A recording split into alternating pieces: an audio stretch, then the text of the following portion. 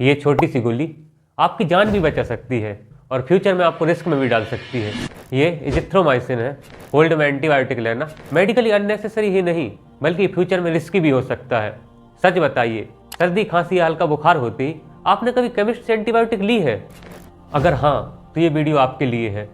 Problem ये नहीं है कि एंटीबायोटिक बुरी चीज़ है, प्रॉब्लम ये है कि हम उसे गलत जगह यूज कर रहे हैं।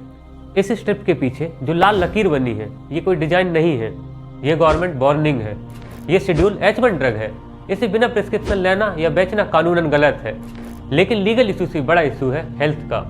वीडियो के एंड तक रुकिए, मैं आपको वो एक कॉमन गलती बताऊंगा जो लोग एंटीबायोटिक लेते वक्त करते हैं और जो फ्यूचर में दवाइयों को बेअसर बना सकती है।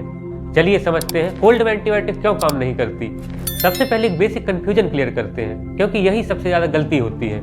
हर इन्फेक्शन सेम नहीं होता, दो अलग दुश्मन होते हैं, बैक्टीरिया और वायरस।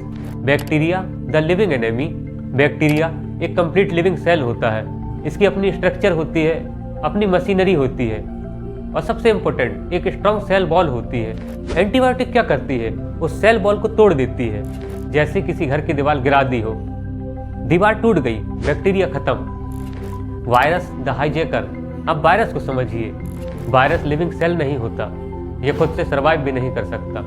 ये सिर्फ जेनेटिक मटेरियल का एक पैकेट होता है जो हमारी बॉडी के सेल के अंदर घुसकर उसे हाईजैक कर लेता है। इसके पास अपनी सेल वॉल होती ही नहीं, ये हमारे सेल की फैक्ट्री यूज करके अपनी कॉपीज बनाता है। अगर एंटीबायोटिक बनी है सेल वॉल तोड़ने के लिए और वायरस के पास सेल वॉल है ही नहीं, तो वायरल कोल्ड में एंटीबायोटिक करेगी क्या?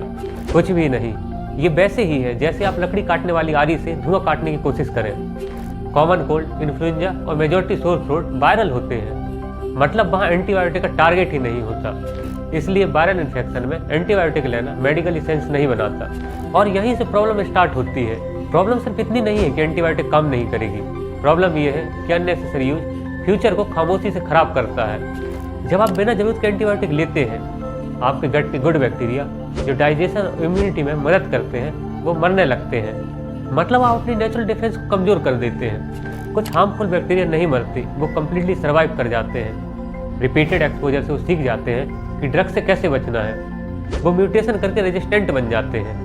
इन रेजिस्टेंट बैक्टीरिया को हम कहते हैं सुपर बग्स। अगली बार जब आपको सच में बैक्टीरियल इन्फेक्शन होगा और डॉक्टर वही एंटीबायोटिक देगा, तो दवाई का असर कम हो सकता है या बिल्कुल नहीं हो सकता। WHO ने एंटी माइक्रोबियल रेजिस्टेंस को दुनिया के टॉप ग्लोबल हेल्थ थ्रेट में रखा है। ग्लोबल रिपोर्ट सजेस्ट करती है कि हम में से बहुत सारे लोग एंटीबायोटिक रेजिस्टेंस से डायरेक्टली इनडायरेक्टली इफेक्ट होते हैं। ये सिर्फ एक पेशेंट की प्रॉब्लम नहीं है, रेजिस्टेंट बैक्टीरिया एक इंसान से दूसरे इंसान तक स्प्रेड हो सकते हैं। सोचिए, फ्यूचर में अगर सर्जरी, डिलीवरी या ICU इन्फेक्शन के टाइम रूटीन एंटीबायोटिक काम ही न करे। ये डराने के लिए नहीं, पब्लिक हेल्थ की रियलिटी है। अब एक वैलिड सवाल, सर फिर डॉक्टर बाद में एंटीबायोटिक क्यों लिखते हैं? डॉक्टर रैंडमली एंटीबायोटिक स्टार्ट नहीं करता।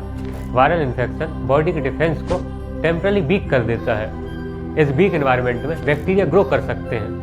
इसे कहते हैं secondary bacterial infection. Doctor decision कैसे लेता है? डॉक्टर इवेल्युएट करता है। 3 से 5 दिन से persistent high fever, burning symptoms, breathlessness, chest funding, oxygen level, blood test, CRP, neutrophils, कभी कभी चेस्ट एक्सरे, ये सब कंबाइन करके डिसीजन लिया जाता है। सिर्फ बलगम का कलर ग्रीन या येलो होना बैक्टीरियल प्रूफ नहीं होता। कलर इम्यून सेल्स की वजह से चेंज होता है, वायरल कोर्स में भी हो सकता है। इसलिए गूगल को डॉक्टर मत बनाइए। एंटीबायोटिक सही वक्त पर ही इफेक्टिव होती है। अब प्रैक्टिकल सवाल, अगर एंटीबायोटिक नहीं लेनी तो करें क्या? Good news, most viral cold 5 से 7 दिन में खुद ठीक हो जाते हैं। Evidence based care, hydration, fluid लीजिए, प्रॉपर रेस्ट रिकवरी के लिए जरूरी। पैरासीटामोल सिर्फ फीवर या पेन के लिए। डोज एज और वेट के हिसाब से होती है, ओवरडोज हार्मफुल हो सकता है। अगर फीवर 3 से 5 दिन से ज़्यादा, 102 फ़ारेनहाइट से ऊपर, सांस लेने में दिक्कत, chest pain, severe weakness, elderly, pregnant, diabetic, lung और हार्ट पेशेंट, तो डिले मत करिए, डॉक्टर को दिखाइए। अब वो गलती जिसका मैंने स्टार्ट में जिक्र किया था, डॉक्टर एंटीबायोटिक प्रिस्क्राइब करे और पेशेंट 2-3 दिन बाद बेटर फील करके बंद कर दे, यही सबसे बड़ी गलती होती है। हाफ कोर्स लेने से कुछ बैक्टीरिया सर्वाइव कर जाते हैं, वो और स्ट्रांग हो जाते हैं। इसलिए अगर डॉक्टर ने दिया है, पूरा कोर्स कंप्लीट करिए। लेफ्ट ओवर एंटीबायोटिक फ्यूचर में खुद से यूज मत करिए। एंटीबायोटिक मॉडर्न मेडिसिन का एक चमत्कार है। इन्होंने निमोनिया, सेप्सिस, टीबी, टाइफाइड जैसे इन्फेक्शन से करोड़ों जान बचाई है। लेकिन अगर हम एंटीबायोटिक को हर छोटी सर्दी खांसी में यूज करेंगे तो जब असली बैक्टीरियल इन्फेक्शन आएगा तो ये वेपन काम नहीं करेगा। रेजिस्टेंस धीरे धीरे बिल्ड होती है, वार्निंग नहीं देती, बस एक दिन दवाई फेल हो जाती है। अगली बार केमिस्ट के पास जाने से पहले इस रेड लाइन को याद रखिए। एंटीबायोटिक को रिस्पेक्ट दीजिए, हेल्थ के साथ शॉर्टकट मत लीजिए। अगर आपको लगता है ये इन्फॉर्मेशन इंपॉर्टेंट है तो इसे अपने फैमिली व्हाट्सएप ग्रुप पर शेयर कीजिए। कमेंट करके बताइए क्या आपने कभी बिना प्रिस्क्रिप्शन एंटीबायोटिक ली है। अवेयरनेस ही रेजिस्टेंस को रोक सकती है।